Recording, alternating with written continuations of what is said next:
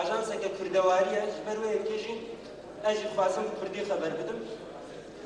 Brastî hem sinevizyon gelek tijmara vekot hem jî mamoste Hüseyin gelek tişt anî ziman ejid xwazim hinekî besa ajanse bikim. Yani ajansa me di çarê avrêla çarê Nîsana 2002 de bi komek hevalên ku ji rabirduya AP Musa sûd werdigirt ji hêla wan ve hat avakirin û li heft navenda jî giroyê xwe karsaz kir û pişt re roj bi roj pêşketinên mezin dest pê kir.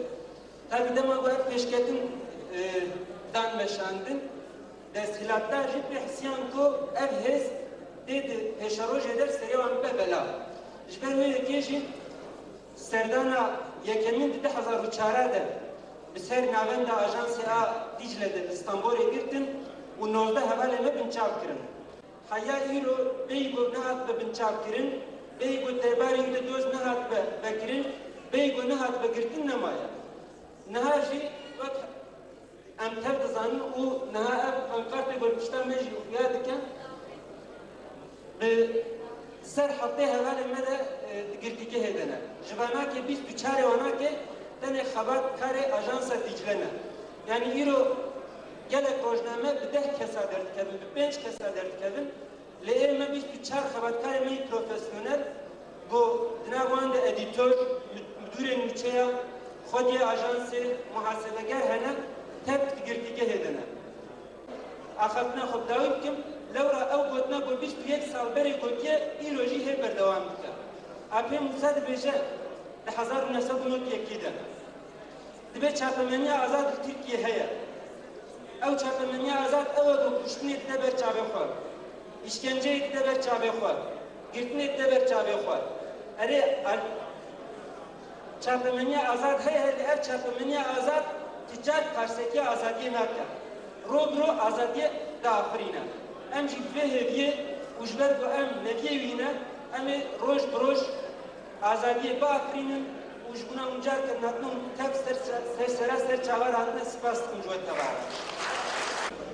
Bugün Dicle Haber Ajansı mazlumların, Kürtlerin sesi ve Türkiye gerçeğini ortaya çıkarmak için gerçekten büyük bir çaba, büyük bir emek sarf etmektedir.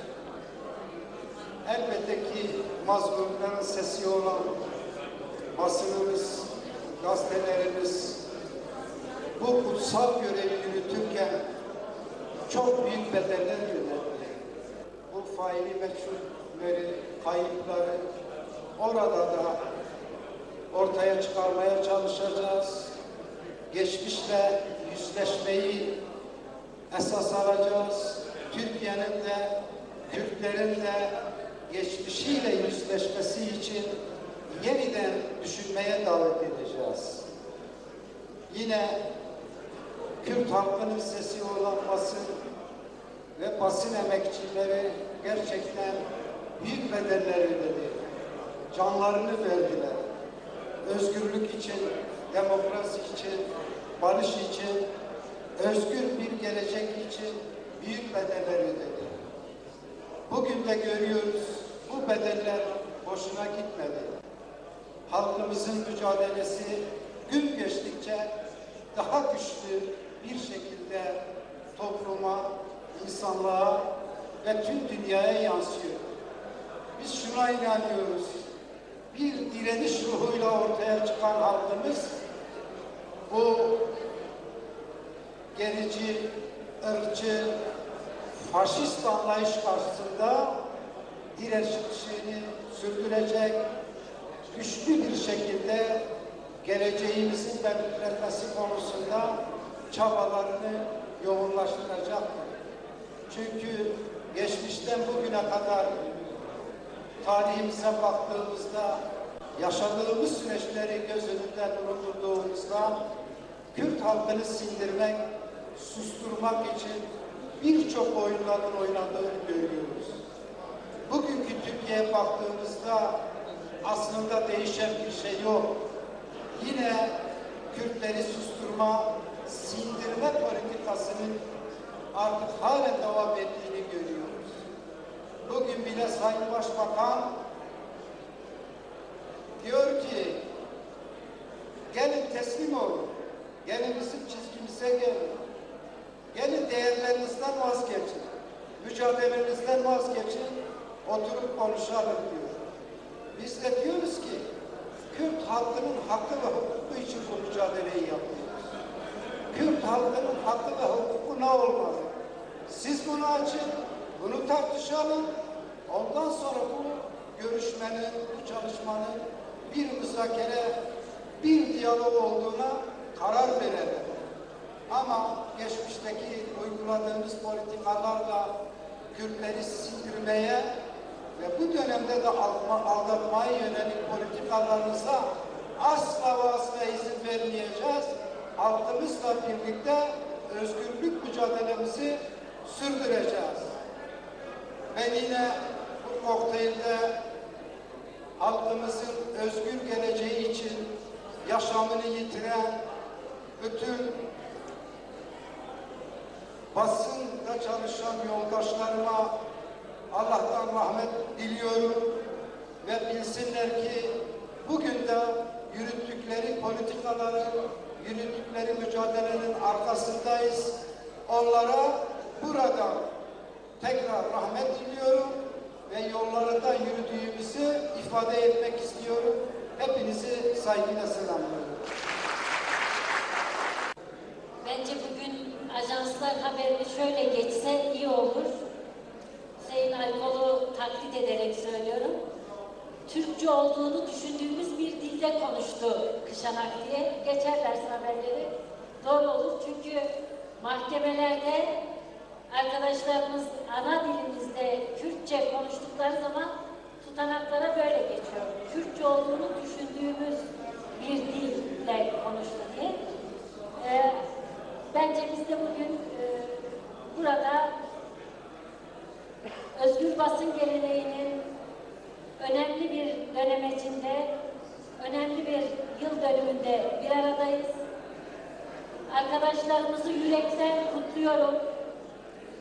Çok önemli, çok değerli bir görev yerine getiriyorlar. Hepimizin bildiği gibi bu geleneğin ortaya çıkarttığı mücadele büyük bedellerle bugünlere ulaştı. Öncelikle ben de bu mücadelede özgür basın geleneği mücadelesinde yaşamını yitiren tüm arkadaşlarımızı Musa Anter ve Gurbet Eller söz şahsında saygıyla selamlıyorum. Değerli arkadaşlar, Musa amcanın çok önemli bir sözü vardı. Bize hep nasihat ederdi. Yeni ülkedeyken yazılarını teslim etmek için gelirdi gazeteye. Derdi ki, bakın tarihi kitaplara, dergilere, Kürtleri hep çapulcu, eşkıya, cahil olarak tanımlıyorlar. Niye? Çünkü Kürtler kendi tarihini yazmadı. Eğer tarihe doğru not düşmek istiyorsak, eğer tarihimizin doğru yazılmasını istiyorsak, biz kendimiz kendi tarihimizi yazmalıyız diyordu. Gerçekten de özgür basın bizim haber alma hakkımızın yanı sıra çok önemli bir görevi yerine getiriyor. Tarihin doğru yazılmasına öncülük ediyor.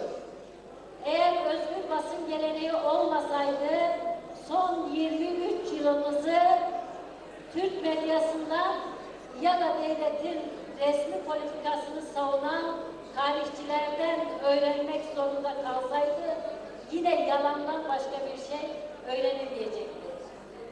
Arkadaşlarımız büyük bir bedel ödeyerek, büyük bir fedakarlıkla tarihin doğru yazılmasını sağlıyorlar. Her gün haber yaparken, her gün bir gazete çıkartırken ya da televizyon yayını yapılırken aslında günlük olarak tarih yazılıyor. Tarih yazıcılarının öncüsüdür.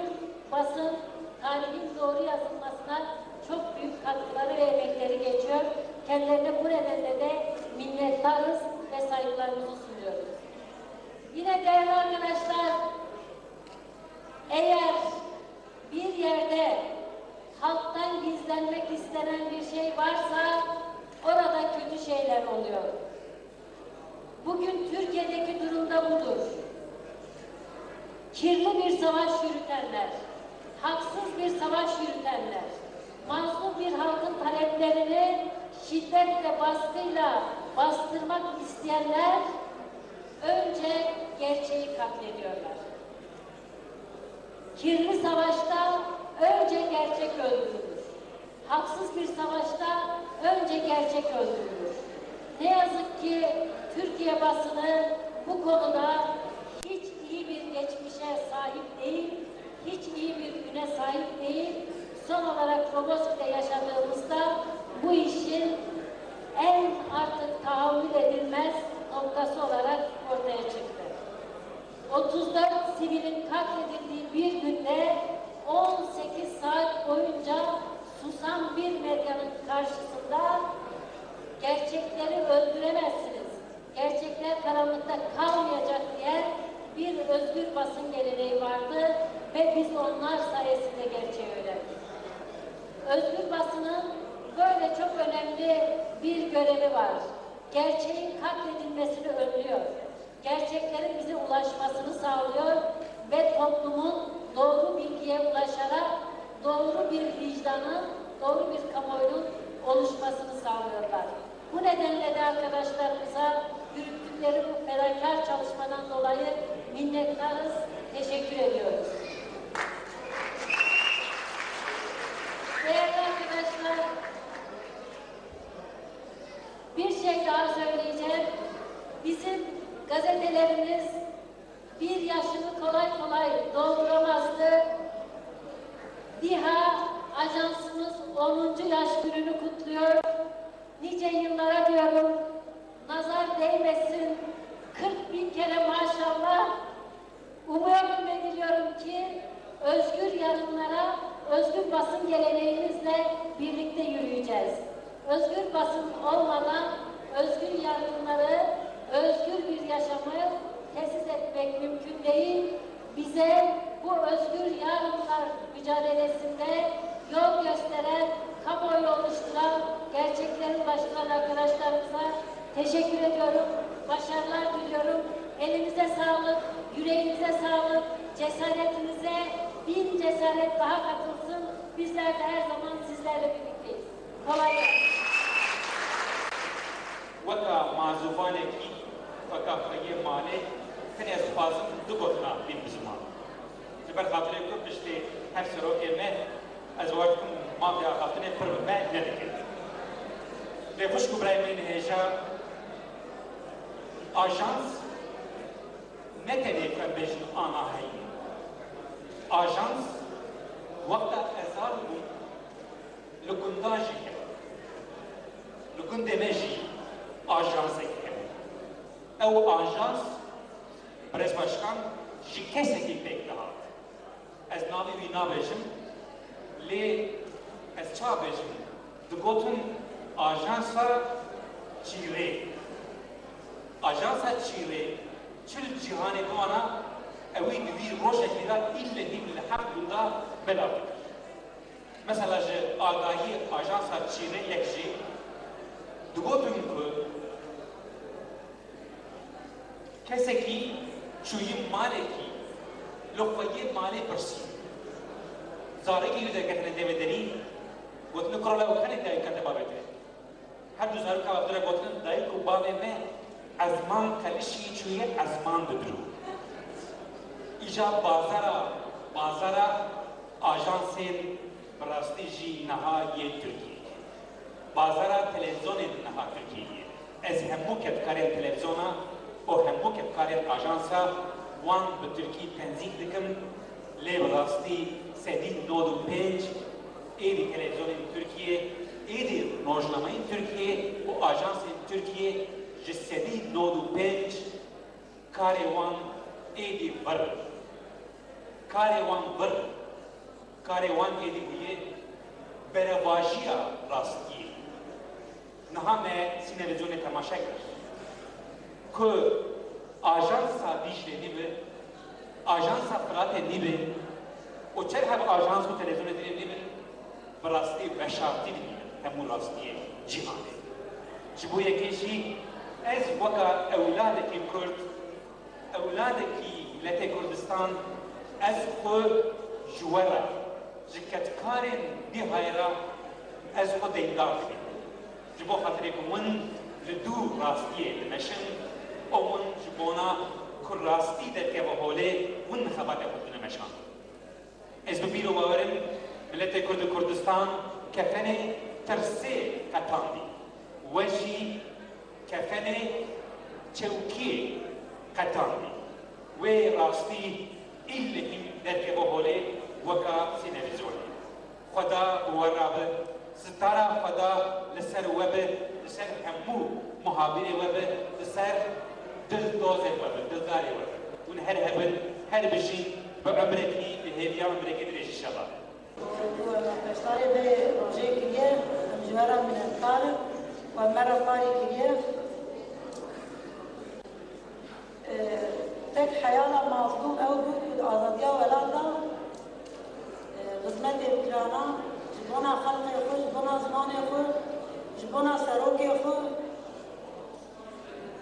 كنت قصد که خدای مالا دشمن خرا که نیشت نختار خود سری موضوع فرد قصد وجله گیری را لخو که سری چیا بگیره میجی اب قصد و از جله گیری را لی ببینم وی بش نوی از را لی دماوی که بود قسمت امروی تبی هم نبو مثلا چیا هم ندید